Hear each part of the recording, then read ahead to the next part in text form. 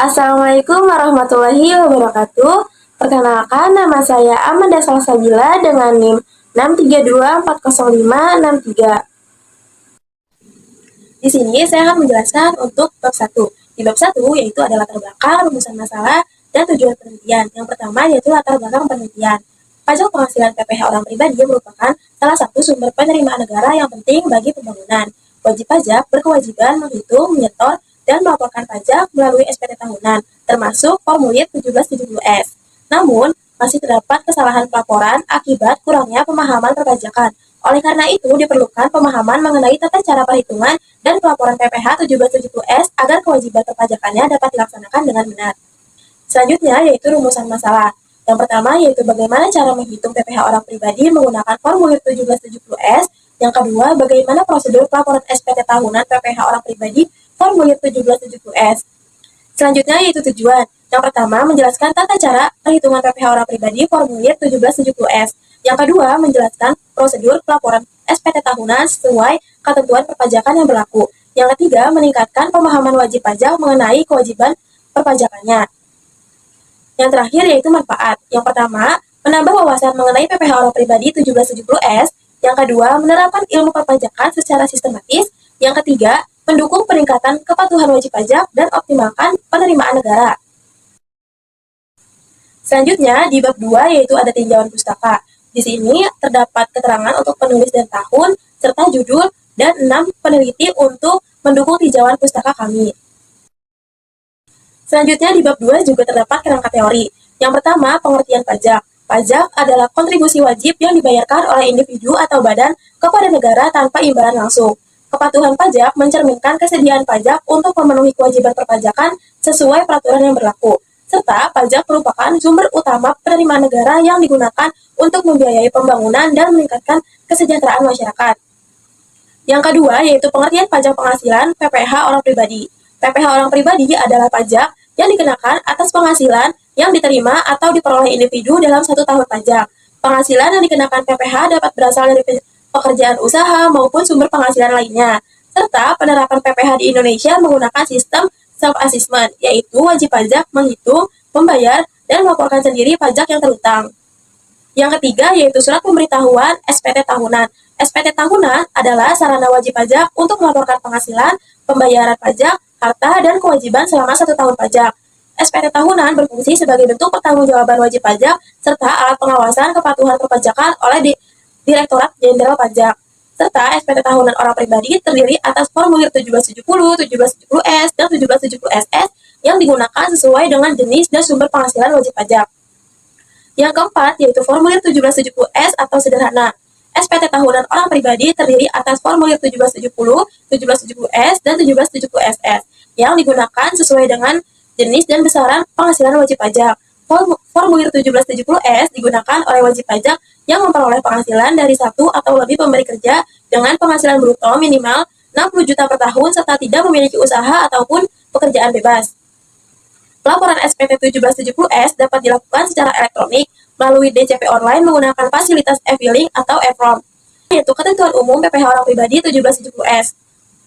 PPh orang pribadi dikenakan atas penghasilan yang diterima wajib pajak dan pelaksanaannya diatur dalam Undang-Undang Pajak Penghasilan. Indonesia menerapkan self-assessment system, yaitu wajib pajak menghitung, membayar, melaporkan sendiri pajak yang terutang. Serta wajib pajak pengguna formulir 1770S wajib memiliki NPWP, melaporkan seluruh penghasilan, serta mengisi data harta dan kewajiban secara lengkap dan benar. Perkenalkan, nama saya adalah Fani dengan NIM 6324058. Di sini ada data wajib pajak orang pribadi, data pribadi bernama Cina, NPWP 57.3.3.412.412.000, NIK-nya 3276056312740007, berada di Jalan Cimanjuk 9 nomor 284 RT 8 RW 2 Bakti Jaya dan jabatannya worker. Lalu di sini ada data penghasilan dan potongan pajak. Gaji pokoknya sebesar Rp7.120.968, premi asuransinya sebesar Rp4.418.761, biaya jabatan atau biaya pensiun sebesar Rp6 juta, iuran pensiun sebesar Rp2.563.550, harta sepeda motor Honda Beat di tahun 2010 sebesar 12 juta, harta rumah ukuran 5x12 di tahun 2014 sebesar 250 juta rupiah. Di sini ada bukti potong 1721A1 yang bagian ini bagian A, identitas penerima penghasilan yang dipotong. Lalu yang ini bagian B, rincian penghasilan dan perhitungan PPh pasal 21. Dan yang ini, yang terakhir ini bagian C, identitas penanda tangan. Untuk perhitungan singkatnya, penghasilan bruto gaji pokok sebesar Rp84.451.627 didapat dari gaji pokok dikali 12 bulan, maka dapatlah hasilnya segini. Tunjangan PPh sebesar Rp15.649.050, tunjangan lainnya uang lembur dan sebagainya sebesar Rp69.646.607, premi asuransi yang dibayar pemberi kerja sebesar Rp4.418.761, penerimaan dalam bentuk natura dan kenikmatan lainnya yang dikenakan pemotong PPh pasal 21 sebesar Rp7.710.447, gantian bonus gratifikasi jasa produksi dan THR sebesar Rp24.014.275. Jumlah penghasilan bruto dari kolom 1 sampai kolom 7 itu dijumlahkan, maka dapatlah hasilnya sebesar Rp260.890.767. Pengurangan biaya jabatan atau biaya pensiun sebesar 6 juta dikarenakan biaya jabatan sebesar 5% dari penghasilan bruto dengan maksimal 6 juta per tahun. Iuran terkait pensiun atau hari tua sebesar Rp2.563.550 dan jumlah pengurangannya dijumlahkan, maka dapatlah hasilnya sebesar Rp8.563.550. Lalu ada perhitungan PPh pasal 21, jumlah penghasilan neto sebesar Rp196.327.217 didapat dari jumlah penghasilan bruto. Yang ini angkanya dikurangkan, jumlah pengurangan dikurangkan dengan angka ini, maka didapatlah angkanya sebesar ini Rp196.327.217. Jumlah penghasilan neto untuk perhitungan PPh pasal 21 setahun atau disetahunkan sebesar Rp196.327.217. Penghasilan tidak kena pajak PTKP sebesar Rp54 juta didapat karena dia TK 0. Lalu penghasilan kena pajak setahun atau disetahunkan itu didapat dari Rp196.327.217 dikurangkan dengan Rp24 juta, maka didapatlah hasilnya sebesar Rp144.327.000. Ini dibulatkan ke bawah dalam rupiah. Lalu PPh pasal 21 atas penghasilan kena pajak setahun atau disetahunkan didapat dari 5% dikali 60 juta hasilnya 3 juta, dan 15% dikali 54.327.000 rupiah, maka didapat hasilnya 12.649.050 rupiah. Maka ditambahkan dengan hasil yang tadi yang sebelumnya 3 juta, maka totalnya 15.649.050 rupiah.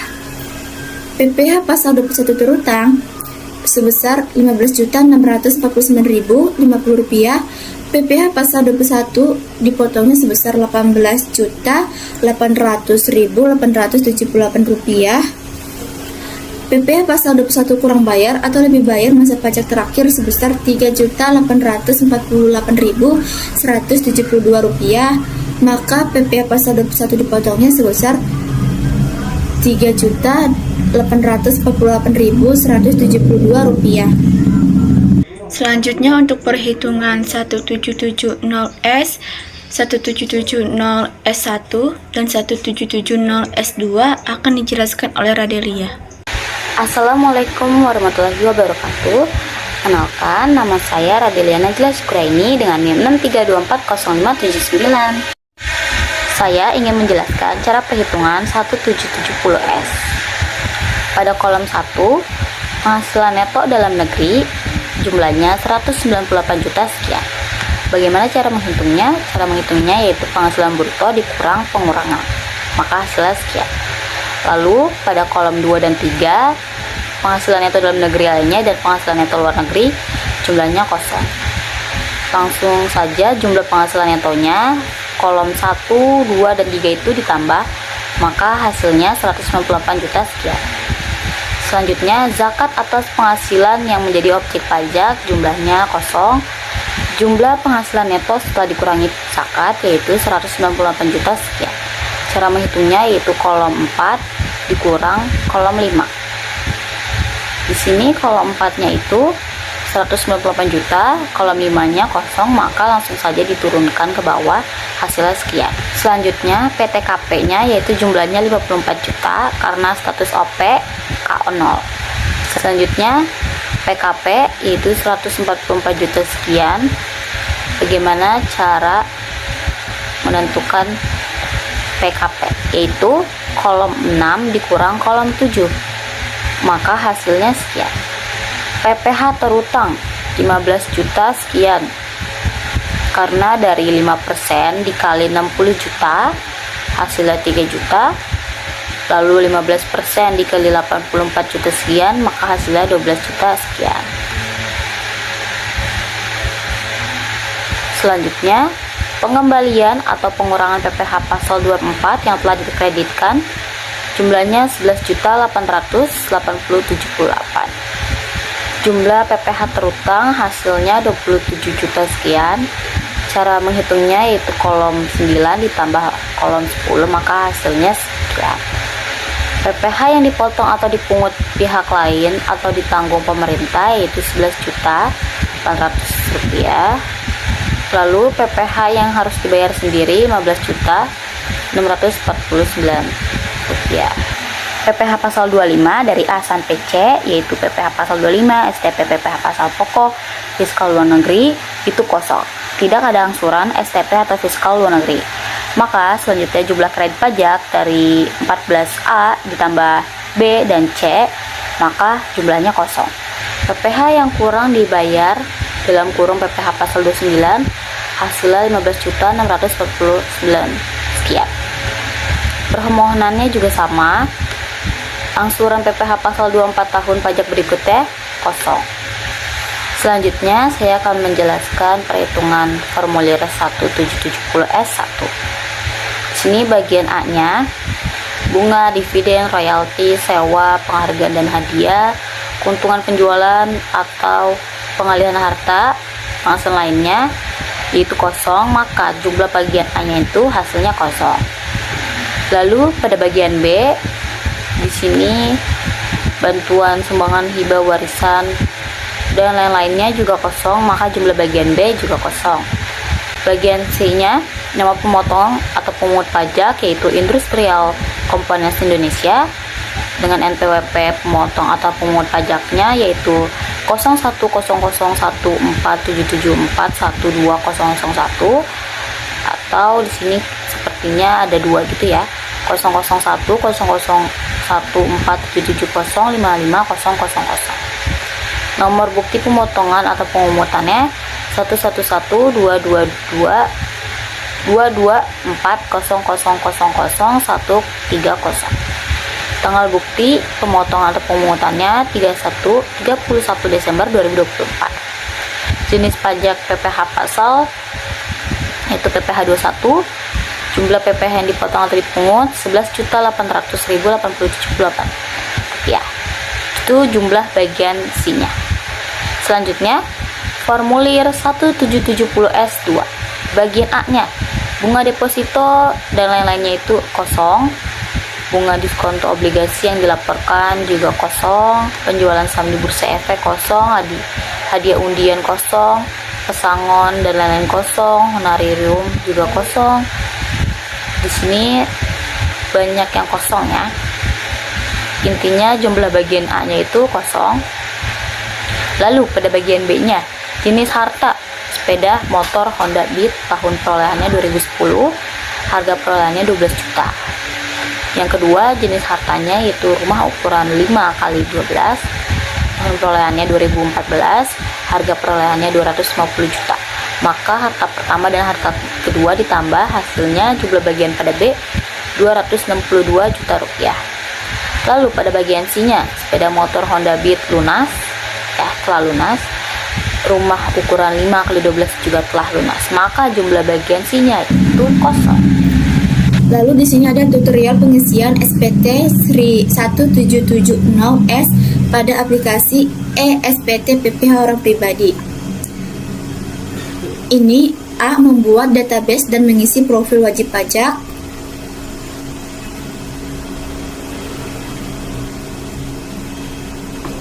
B. Menginput data pajak atau SPT.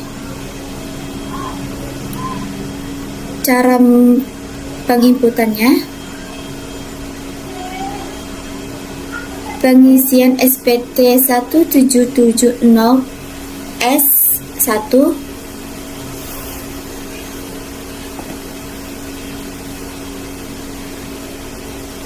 tutorial pengisian SPT 1770S pada aplikasi SPT PP orang pribadi, pengisian SPT induknya. Ini juga cara tutorialnya,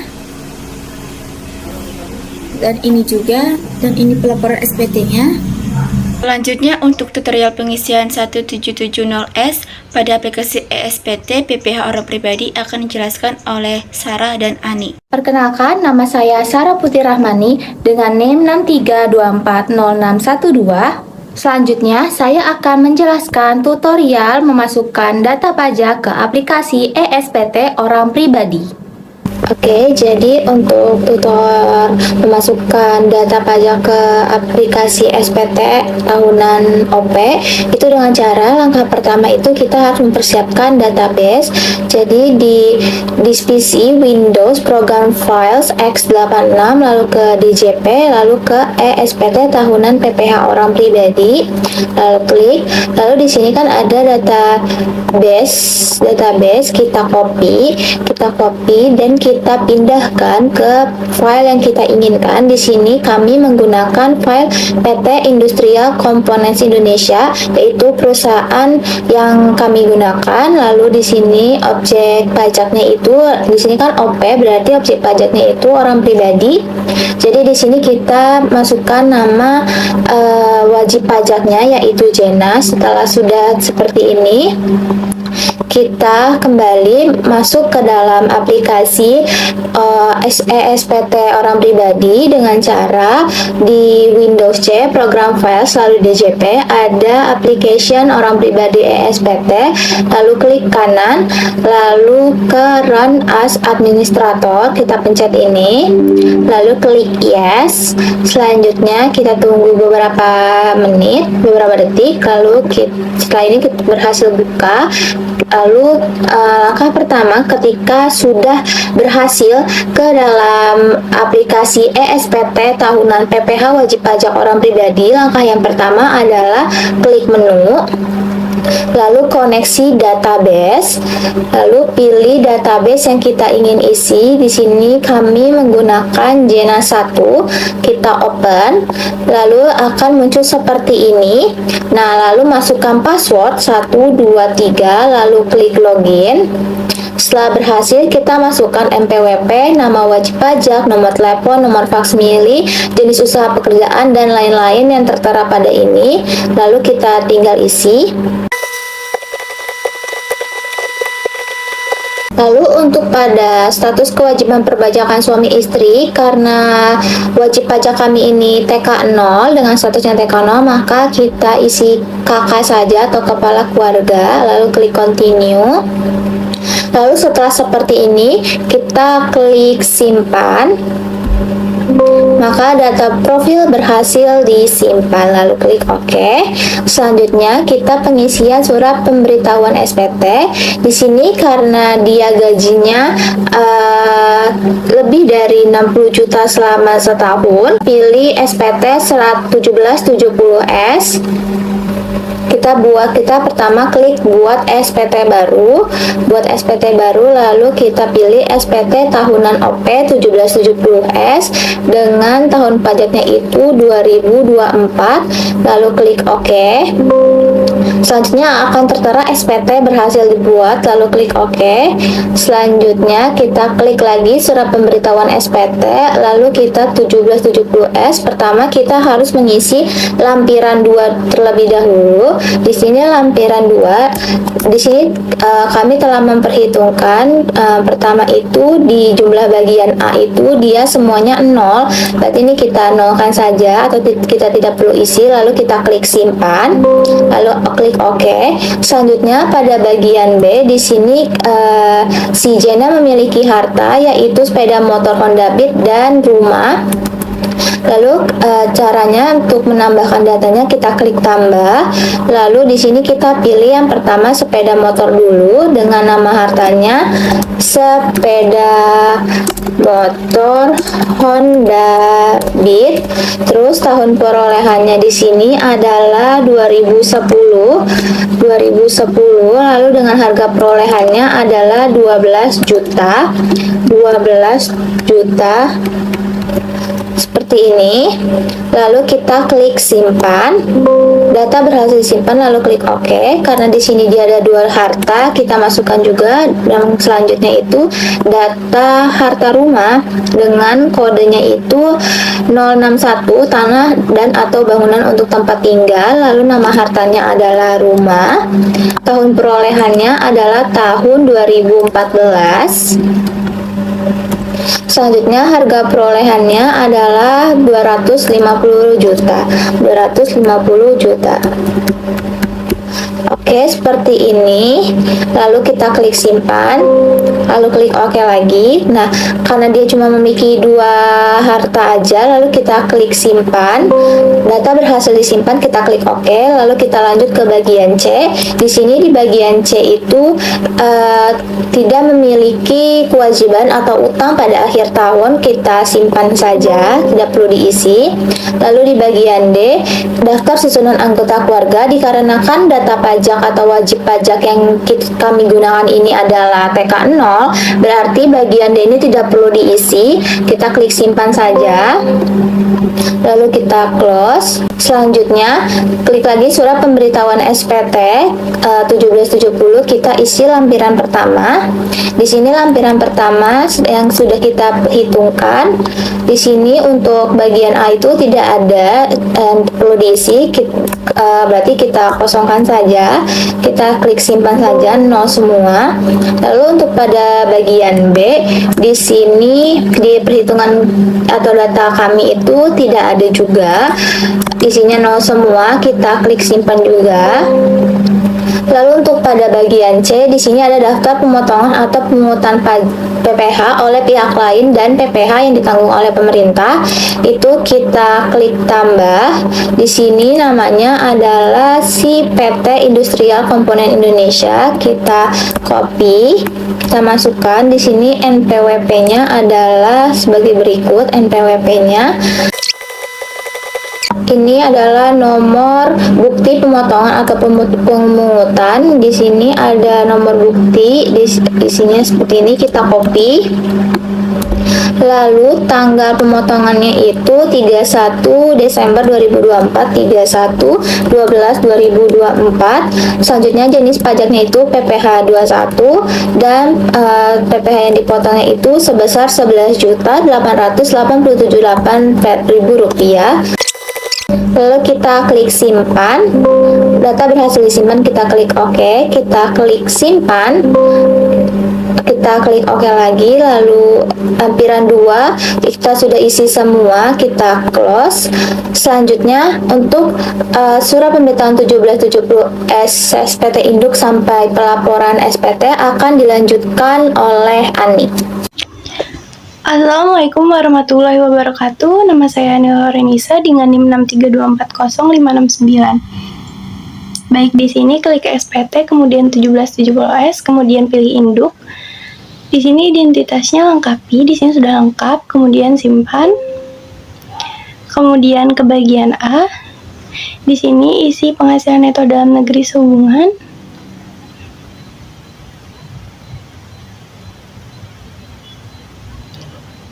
Kemudian klik yang bawah, di sini sudah otomatis, kemudian simpan.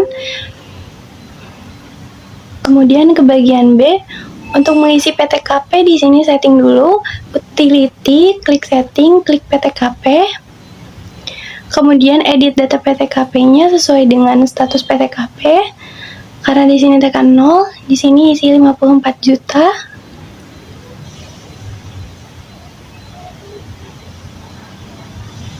Kemudian disimpan.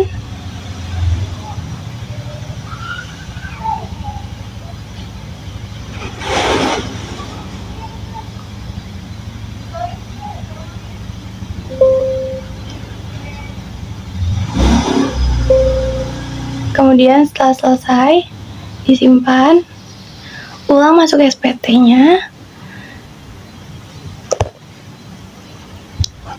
Kemudian ke bagian B, di sini klik TK 0. Nah, di sini sudah sesuai.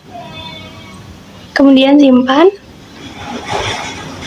Ke bagian C, di sini menggunakan perhitungan sendiri. Masukkan perhitungannya. PPh terutangnya. Kemudian jumlah PPh terutangnya. Di sini sudah. Kemudian simpan.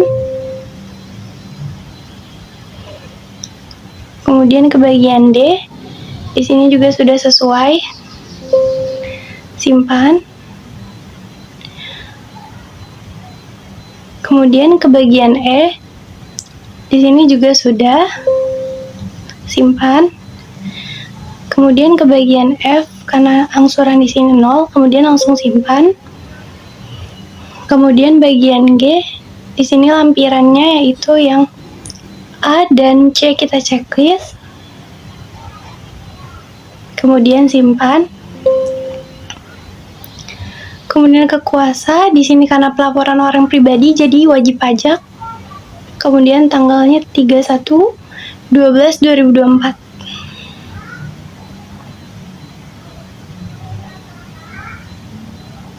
Kemudian langsung saja simpan. Selanjutnya untuk melaporkan SPT, kita daftar SSP-nya dulu. Tambah. Kemudian kita isi jumlah pembayarannya.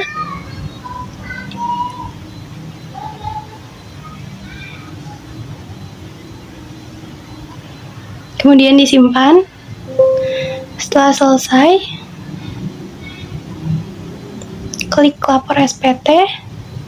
Kemudian lapor data SPT ke KPP, kemudian buat file, pilih folder yang diinginkan, kemudian OK.